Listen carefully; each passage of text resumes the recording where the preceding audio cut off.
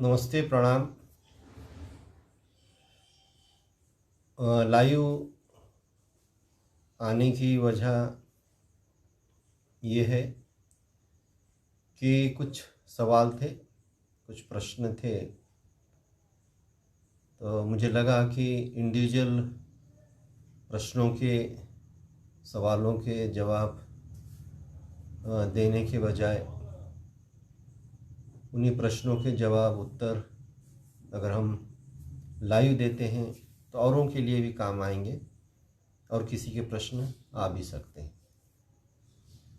कुछ बातें ये थी उसमें कि इस कोरोना महामारी में पर्टिकुलर कौन से प्राणायाम करना चाहिए, कौन से आसन करना चाहिए, कितनी देर करना चाहिए। तो इन सवालों में वैसे लाइव सत्र में जो सुबह मॉर्निंग में होता है 6:30 से 7:15 के बीच, इसमें मैंने कई बार बताया है, फिर भी वापस से ये बताता हूँ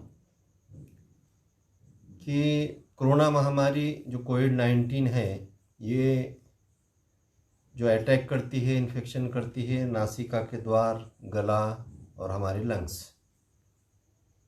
3 जगह पर इसका अटैक होता है। नासिका के द्वार खुले रहें, गला साफ रहें, लंग्स के होल ओपन रहें, इसके लिए सभी प्राणायाम उपयुक्त हैं। सभी प्राणायाम, विशेष तौर पर भस्त्रिका और कपालभाति ज़्यादा फायदेमंद रहेगा। भस्त्रिका यानी डीप ब्रीथिंग, दीर्घ श्वसन जिसको बोलते हैं, लंबा गहरा सांस भरना, जैसा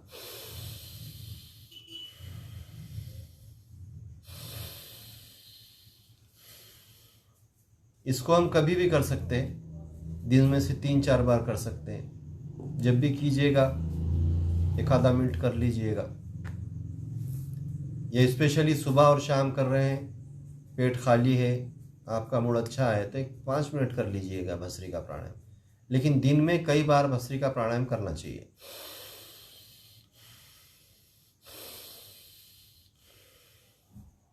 यानी डीप सांस, लंबी सांस लेना है और वापस से छोड़ना है। भस्त्रिका प्राणायाम, आपको इसका नाम याद नहीं रहता है तो प्रैक्टिकली हमको क्या करना है ये ध्यान में रखिए कि नासिका के द्वारों से लंबा गहरा सांस भरना है। तो जहाँ जहाँ भी साफ हवा है, शुद्ध हवा है, वहाँ पर लीजिएगा और दिन में से ऐसे कई बार कर सकते हैं। 1 आधा मिनट करिए, 2 मिनट करिए, आपकी जैसी जैसी फुर्सत है। दूसरा प्राणायाम है कपालभाति, झटके से सांसों को छोड़ना। तो ये कपालभाति करने के लिए लेकिन स्पेशली कैसे कि पेट खाली होना चाहिए, खाना खा चुके हो तो 4 से 5 घंटे के बाद में आप व्यवस्थित कर सकते हैं कपालभाति।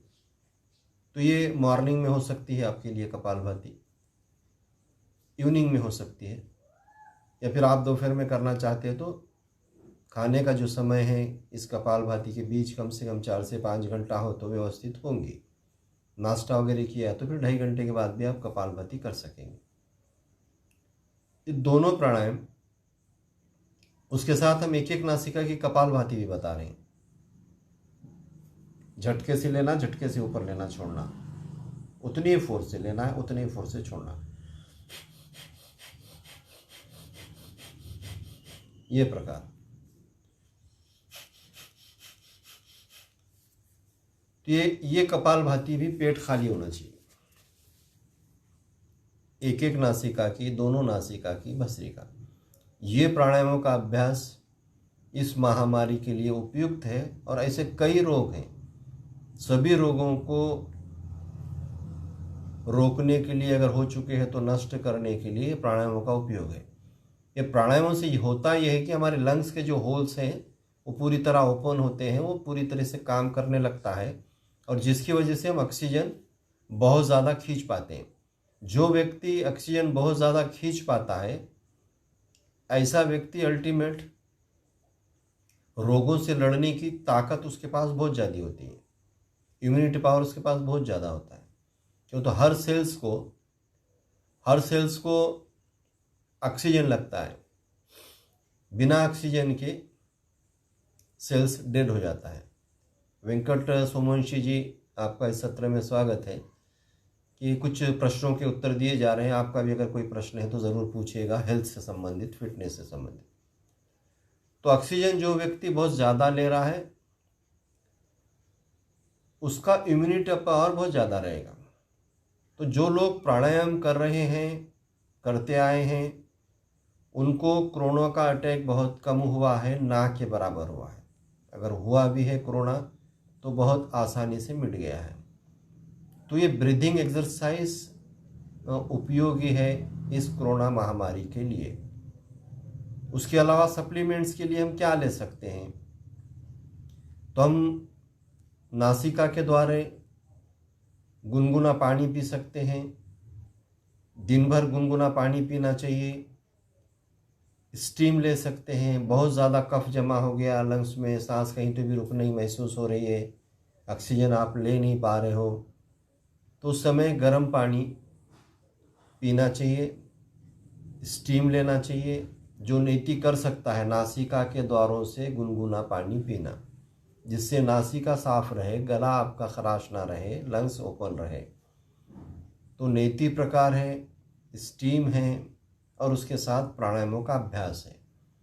और रात में सोते समय पेट के बल कम से कम घंटा 2 घंटे सोइएगा। ये हमारे लंग्स, ये फुफ्फुस जो है, अगर ऐसे सामने हम सो रहे हैं तो खुल जाते हैं। हे आपले जे फुफ्फुस आहे ते ओपन व्हायला मदत होते पोटावर झोपत असतील तर। तो पेट के बल भी कुछ देर सो जाना चाहिए।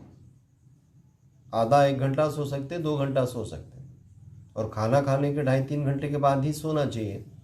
तो फिर प्रेशर नहीं रहेगा पेट पर। या आप खाना खाने के तुरंत घंटा 1.5 घंटे के बाद ही सो रहे हैं तो फिर रात में जब भी आपको जाग आ जाए या जब भी ध्यान आ जाए तब आप पेट के बल सो जाइएगा। इसका अभ्यास घंटा 2 घंटे सहज सो सकते हैं, सोना चाहिए, जिससे लंग्स ओपन होते हैं, ऑक्सीजन की मात्रा ज़्यादा जाती है। तो ये कोरोना संबंधित आप लोगों को मैंने प्राणायाम, कौन से प्राणायाम, क्या करना चाहिए उसमें, और उसके अलावा दवाई के रूप में सबसे पावरफुल गिलोई, गुड़वेल हर जगह मिलती है। तो इस गुड़वेल को ओरिजिनल फॉर्म में छोटा सा 3-4 इंच का टुकड़ा लिए, उसको थोड़ा सा कूट लिए और उसको बॉईल करके उसका पानी अगर पीते हैं तो ये सबसे अच्छा रहेगा। या फिर परम पूज्य योग ऋषि स्वामी रामदेव जी की गोली बनती है जो बहुत पावरफुल है, ओरिजिनल फॉर्म में है। पतंजलि के प्रोडक्ट सभी बहुत अच्छे हैं। तो एक गिलोई घनवटी भी आती है, उसको ले सकते हैं हम। तुलसी घनवटी है, गिलोई घनवटी है। सर्दी हो चुकी है तो लक्ष्मी विलास रस है, इस गोलियों को ले सकते हैं। और बाबा जी ने अभी क्रोनिल नाम की भी गोली निकाली है, उसको भी हम ले सकते हैं। तो ये बचने के उपाय हैं। आप हेल्दी रहने के लिए ज़रूरी है कि प्राणायामों का अभ्यास करें। प्राणायाम यानी डीप सांसें, दीर्घ श्वसन। और ये प्राणायाम हर व्यक्ति, हर समाज का व्यक्ति, छोटा बड़ा, गरीब अमीर, सब कर सकता है। दवा के रूप में तो करना ही करना चाहिए। और जिनको लगता है कि ये प्राणायाम हमारे लिए नहीं है, मेरा नहीं है, ऐसे लोगों को कहता हूँ मैं कि शास्त्रों को भी हमने ठीक से जाना नहीं। कहने को तो मैं कुरान शरीफ पढ़ लिया, कहने को मैं गीता और बाइबल पढ़ लिया, लेकिन उसका अर्थ जाना नहीं। क्या तो मैं अरबी जानता नहीं हूँ, मुझे अरबी आती नहीं, लिखा है अरबी में, क्या जानोगे उसमें। कहा धनराज जी, आपका भी इस सत्र में स्वागत। अरबी अगर जानते भी हो तो कुरान शरीफ को समझने के लिए हज़ारों साल लग जाएंगे, उसमें जो कहा गया है।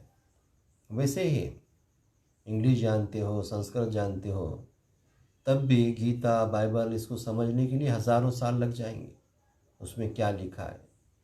तो जितने भी हमारे पोथी पुराण हैं, उन्होंने इंसान को इंसान बनाए रखने के लिए संदेश दिया है। लेकिन लगता है ये तेरा है, ये मेरा है। भगवान खुदा एक हो नहीं सकता, ऐसे भी लगता है कुछ भाइयों को। नहीं, भगवान अलग चीज़ है, खुदा अलग चीज़ है, गॉड अलग चीज़ है, सब अजीब सा लगता है। तो मैं ये कहता हूँ कि ये सब जंजाल से, ये सब लेपों से बाहर निकल कर सेहतमंद रहने के लिए क्या कर सकते हैं, जहाँ पे भी मिलता है ले लो। वो गीता में मिलता है, कुरान शरीफ में मिलता है, बाइबल में मिलता है, जहाँ पे मिलता है ले लो। एक ही जीवन याद है, एक ही जीवन पता रहेगा, उससे ज़्यादा पता ही नहीं है। पीछे क्या है पता नहीं, आगे क्या होने वाले पता नहीं।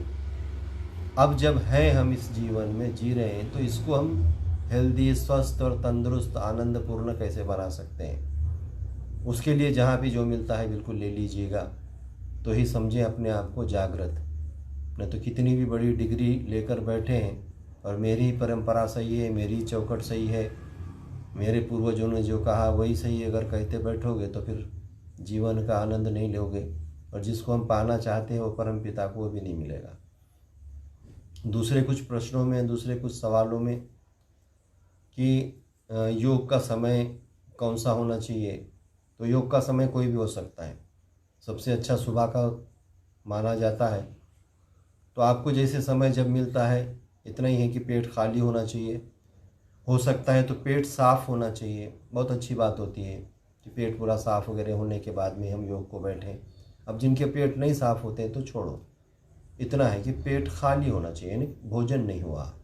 भोजन हुआ तो 4 से 5 घंटे के बाद में आप योग को कर सकते हो। योग करने के बाद कितने घंटे के बाद खाना चाहिए, कितने देर के बाद खाना चाहिए, कुछ सवाल ये भी थे। योग करने के बाद में आप आधे से 1 घंटे में आराम से खा सकते हो, कोई बहुत ज़्यादा उसको ऐसे टाइट नियम नहीं है। अब भोजन नियम में कुछ बातें कि खाते समय आप पानी ना पिए, खाना खा चुके हैं तो कम से कम अंतराल 30 मिनट का मिनिमम बता रहा हूँ मैं, 30 मिनट से 1 घंटे का अंतराल होना चाहिए। उसके बाद आप पानी पी सकते हो। खाने से पहले आधा घंटा 1 आधा कप पीना है, आधा ग्लास पीना है तो पी सकते हो। खाने के दरमियान या खाने के बाद मत पीजिएगा, जिससे डाइजेशन आपका ठीक होगा और अच्छा होगा। खाते समय ठसका लगा है तो 1 आधा कप चल जाएगा, या पानी के बजाय आप खाते समय जूस पी सकते हो, छाछ, बटर मिल्क जिसको कहते हैं वो पी सकते हो, तो आपका अच्छे से पचेगा। और कितना भी अच्छा खाते हो फिर भी तंदुरुस्त होते नहीं हैं, सेहतमंद होते नहीं हैं। तो कितना भी अच्छा खाने से तंदुरुस्त होता नहीं है आदमी। वो जो खा रहा है वो पचता है तो तंदुरुस्त होता है। कि आप जो भी खाओगे वो ठीक से पचना चाहिए। फिर पचने के लिए हमको उस तरीके से ही खाना चाहिए, उस तरीके से ही रहना चाहिए। हमारे शरीर को जो सूट करता है, हमारे शरीर को जो सूट करता है वही खाना चाहिए। 3 प्रकृति होती है शरीर की, उसमें से कौन सी प्रकृति का हमारा शरीर है पहले जान लें, और उस तरीके से ही हमारा भोजन हो। वात, पित्त, कफ, ये 3 तरीके के हमारे शरीर होते हैं। उन शरीरों के हिसाब से ही हमारा अन्न हो। क्यों तो कहते हैं कि अन्न तारी, अन्न मारी, अन्न नाना विकारी। अन्न तारता भी है, अन्न मारता भी है। तो इसीलिए हमें जो आवश्यक है, हमारे शरीर को जो आवश्यक है वही खाया जाए, जिससे हम तंदुरुस्त रह सकें। आपके पास अगर फिटनेस है, हेल्थ है, तो ही मज़ा है। आपके पास करोड़ों की दौलत है, सत्ता है, संपत्ति है, घर है, बड़ी गाड़ी है, इसका उपयोग कब है? आप तंदुरुस्त है तो ही। इन सब चीज़ों का उपभोग आप कब लेंगे? आप अगर तंदुरुस्त है तभी ले पाएंगे, तब तक नहीं ले पाएंगे। इसीलिए फिट रहने के लिए, तंदुरुस्त रहने के लिए आपको उस तरीके से जीना चाहिए कि आपका शरीर जब तक भी है तब तक आप फिट रहें, हेल्दी रहें, हर क्षण का, हर पल का आप उपयोग कर सकें। तो ये कुछ सवालों के जवाब, और कोशिश ये रहेगी कि हर बार एक 15-20 मिनट का सेशन हम लें, और उसमें आपके सवालात और उसके कोशिश, मेरा जितना ज्ञान है उतना आपको बताने की। और ये लाइव लेते हैं तो सब तक पहुंचेगा, बाद में भी आप देख पाते हैं। तो इसको हम यहीं रोकते हैं, फिर वापस मिलते हैं सुबह मॉर्निंग में 6:30 से 7:15 के दरमियान योग लेकर। तब तक के लिए जय हिंद, जय भारत।